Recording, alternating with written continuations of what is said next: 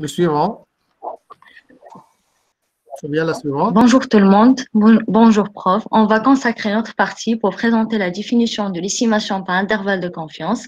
Donc, il existe trois types: l'estimation par intervalle de confiance de la moyenne d'une population, l'estimation par intervalle de confiance de la variance d'une population et l'estimation par intervalle de confiance de la proportion d'une population. Donc, Sofiane, tu peux passer ce diapo? Sofiane? Bien sûr. Oui, je suis passé. Donc, l'estimation par intervalle de confiance, l'estimation d'un paramètre inconnu par une seule valeur est quelquefois insuffisante. On préfère souvent donner un intervalle de valeur.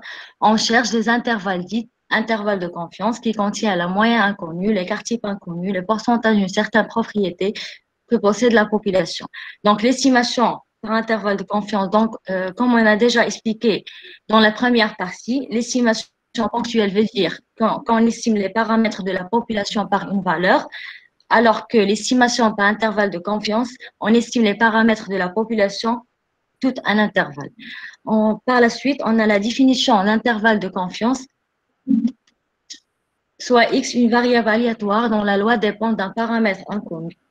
On l'appelle intervalle de confiance pour un niveau 1 moins alpha ou seuil de alpha, et l'intervalle qui a la probabilité 1 moins alpha de contenir la vraie valeur de paramètres inconnus. Autrement dit, T1 et T2 est un intervalle de confiance pour un niveau 1 moins alpha du paramètre inconnu, c'est PT1 inférieur à la valeur inconnue et supérieur à T2 est égal à 1 moins alpha. Donc, 1 moins alpha, c'est le seuil de coefficient de sécurité. Par exemple, on peut prendre alpha est égal à 5%, qui nous donne un intervalle de confiance 95%. Cela signifie qu'il y a de 95% de la chance que la valeur inconnue soit comprise entre les valeurs de l'intervalle de confiance. Et l'intervalle de confiance, le principe général veut dire que on estime les paramètres de la population, que la valeur du paramètre inconnu soit comprise entre la valeur minimale du paramètre inconnu et la valeur maximale du paramètre inconnu. Sophia, passe le diapo.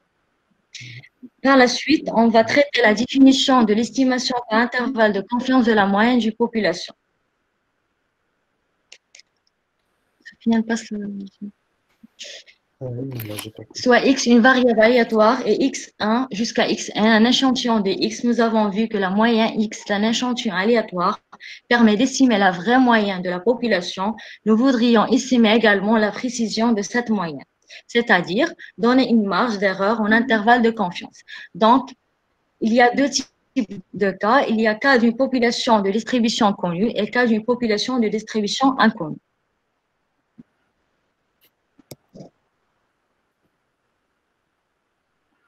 En cas d'une population en distribution inconnue, on se fixe le X alpha et on cherche dans la table de la loi normale la valeur de l'oquantile d'ordre de la loi normale sont très réduite.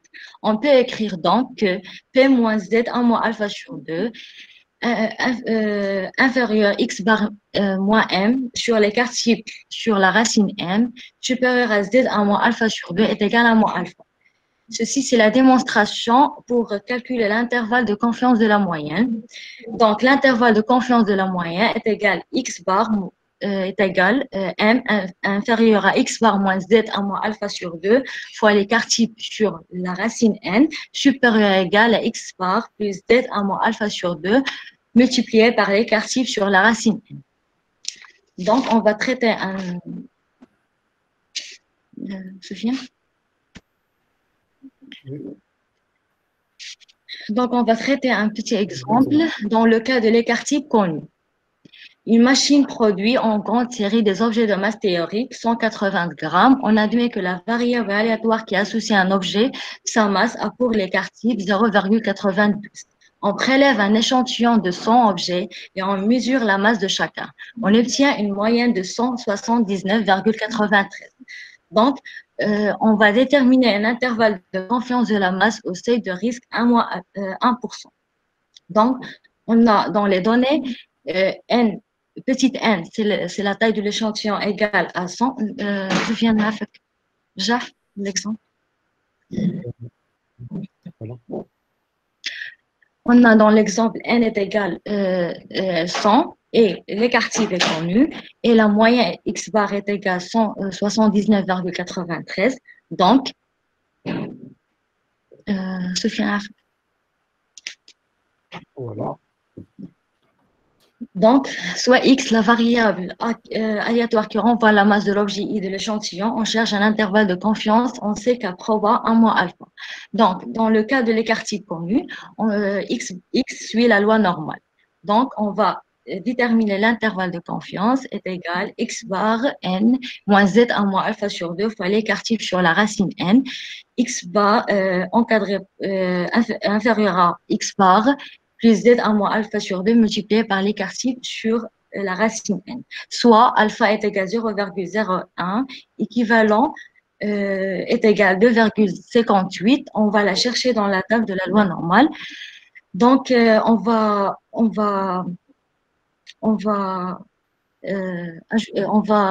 déterminer l'intervalle de confiance.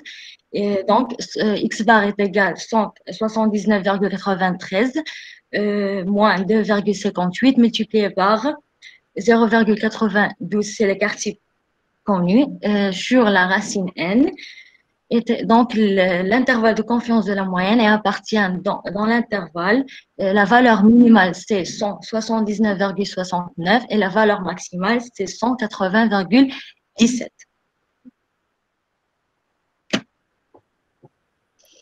Donc, deuxième cas d'une population en distribution inconnue. Pour une population en distribution de probabilité inconnue, l'écart type inconnu, on utilise la quasi-variance comme estimation de la variance de la population. L'intervalle de confiance de la moyenne sera défini selon les cas. Cas d'un échantillon effectif supérieur ou égal à 30 et cas d'un échantillon effectif inférieur ou égal à 30. Donc, dans le premier cas, Sofiane, passe le diapo. Voilà. Donc, le premier cas, quand un échantillon effectif supérieur ou égal à 30, dans ce cas, la moyenne d'un échantillon peut toujours être considérée comme une variable approximativement normale. Donc, l'intervalle de confiance est alors M inférieur ou égal à X bar moins Z à moins alpha sur 2 fois l'écart type sur la racine N, supérieur ou égal à X bar plus Z à moins alpha sur 2 multiplié par l'écart type sur la racine N. Donc, dans le cas de l'écart type inconnu, on va le remplacer par son estimation, qui est définie comme suit. La racine 1 sur n-1, sigma de x i moins x bar au carré, est équivalent à la racine n sur n-1 fois l'écart type.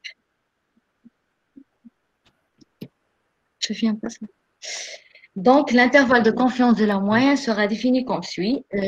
M inférieur ou égal à x bar moins z à moins alpha sur 2 fois 1 sur la racine n fois la racine n sur la n moins 1 fois l'écart type, ou x bar plus z à moins alpha sur 2 fois 1 sur la racine n fois la racine n sur n moins 1 fois l'écart type est égal à 1 moins alpha.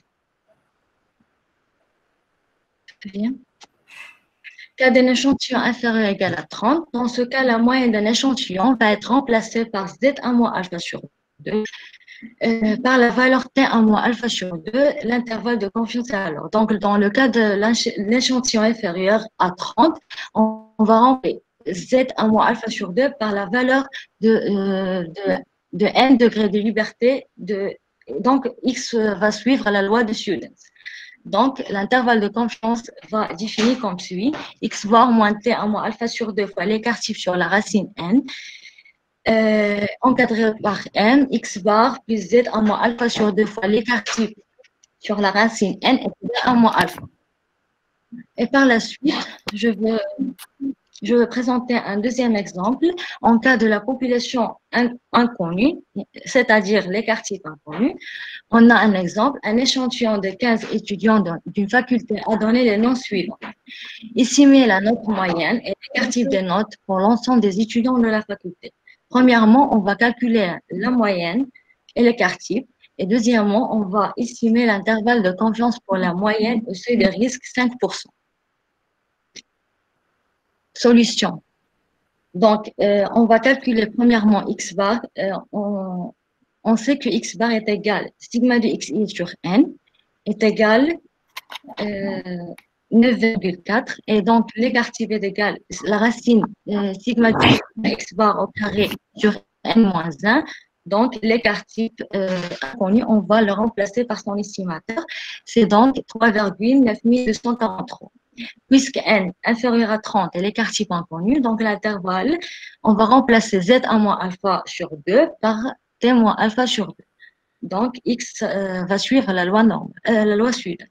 X bar n inférieur ou égal à x bar moins t1 moins alpha sur 2 multiplié par l'écart type sur la racine n supérieur ou égal à x bar plus t1 moins alpha sur 2 fois l'écart type sur la racine n est égal à 1 moins alpha. Donc, Sofiane? Et donc, soit t 1 moins alpha sur 2, on va la chercher dans la loi, dans la table de la loi Students, est égal à 2,1448, d'où l'intervalle x bar est égal à 9,4 moins t1 moins alpha sur 2 est égal à 2,1448 multiplié par l'écart type estimé 3,9243 sur la racine n. Donc, l'intervalle de confiance de la moyenne d'une population inconnue il appartient à la borne minimale 7,2268 et la borne maximale 11,5732. C'est clair? Donc, remarque, dans le cas d'un tiers sans remise, on va ajouter le coefficient d'exhaustivité est égal à la n. N, c'est la taille de la population, moins n, la taille de l'échantillon sur n-1. X bar plus Z1 moins alpha sur 2 fois l'écart type. On va ajouter le coefficient d'exhaustivité dans le cas d'un tirage sans remise. Monsieur, j'ai terminé.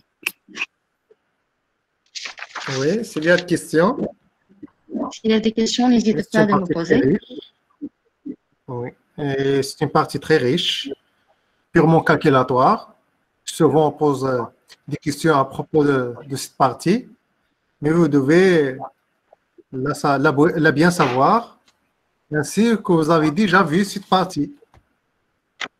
Mais aussi, s'il y a des questions, vous pouvez les poser. Et dans ce cas, on doit faire attention concernant la loi qu'on va appliquer soit pour estimer les estimateurs ponctuels ou bien pour donner des intervalles de confiance. Un certain risque ou bien erreur ou bien un seuil de sûreté. Donc, j'ai une simple question à propos de la probabilité. C'est presque la première. La première probabilité, là où il y a une probabilité est égale à 1 moins alpha. La probabilité de x moins m sur sigma sur la racine de n compris entre moins z et plus z. Quelle est l'origine d'où vient cette propriété? On sait que z est égal à x bar. Avant qu'on puisse dire que x ici suit la loi. La loi de normale. C'est la formule. Là, c'est la formule de z est égal à x. Oui. Oui, c'est la formule de bien-aimé Chebyshev. Oui, monsieur. Oui, elle est très compliquée, mais pas à pas, on arrive à modéliser sous cette forme que vous avez déjà présentée dans ce diapo. C'est bien. Pour les lois, chaque variable aléatoire, selon, par exemple, l'échantillon qu'on prend, selon la taille de la population, selon la taille de l'échantillonnage, selon la loi, quelquefois, on sait la loi que cette variable, par exemple, cette variable aléatoire x qui suit. Ici, la variable aléatoire x suit la loi normale. Donc, on n'a pas besoin de... il suffit de déterminer, par exemple, la moyenne et l'espérance pour travailler.